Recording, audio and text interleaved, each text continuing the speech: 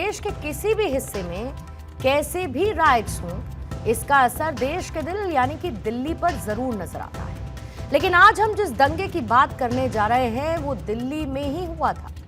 जाहिर है कि इन दंगों से जुड़े हुए लोगों पर इसका प्रभाव आज भी देखा जा रहा है। ये साल था 2020 का, जब दिल्ली के कई इलाकों में दंगे भड़क उठे थे।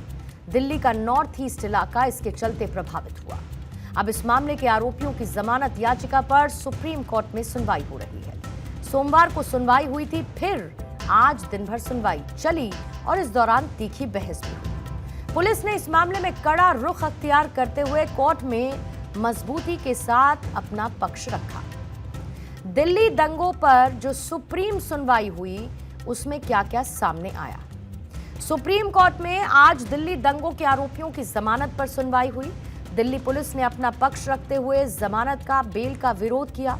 दिल्ली पुलिस ने कहा कि ये लोग बुद्धिजीवी का चोला ओढ़े हुए देश विरोधी लोग हैं। दिल्ली पुलिस की तरफ से वकील ने दलील ये भी दी कि सोशल मीडिया के जरिए गलत नैरेटिव पैदा किया जाता है। पुलिस ने तंज कसते हुए कहा कि जैसे ही जमानत का मामला आता है वैसे ही द न्यूयॉर्क टाइम्स और सोशल मीडिया सक्रिय हो जाते हैं।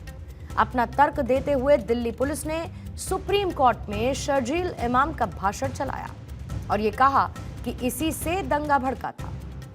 दिल्ली पुलिस ने भी दलील दी कि डॉक्टर्स, इंजीनियर्स का देश विरोधी कामों में शामिल होना मानो अब चलन सा बन चुका है।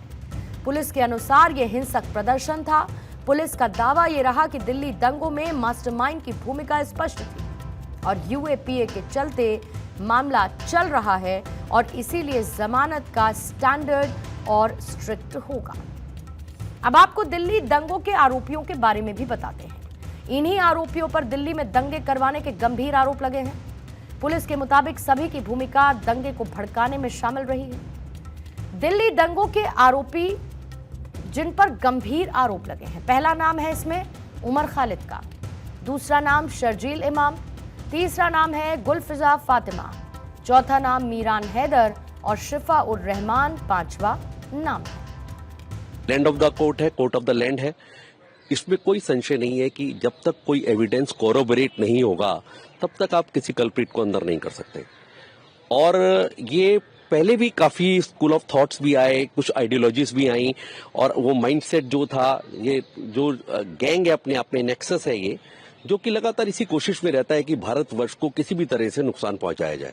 इनको जल्दी से जल्दी, इनको मुझे लगता है बेल तो सुप्रीम कोर्ट बिल्कुल नहीं देगा, क्योंकि डिजिटल जो एडमिसिबिलिटी है एविडेंसेस की वो पहले नहीं हुआ करती थी, परंतु अब मुझे लगता है कि क्योंकि बीएनएस और बीएनएसएस आने के बाद ये एडमिसिबिलिटी बढ़ती जा रही है और इसको मानना ही पड़ेगा आने वाले टाइम में लोगों को।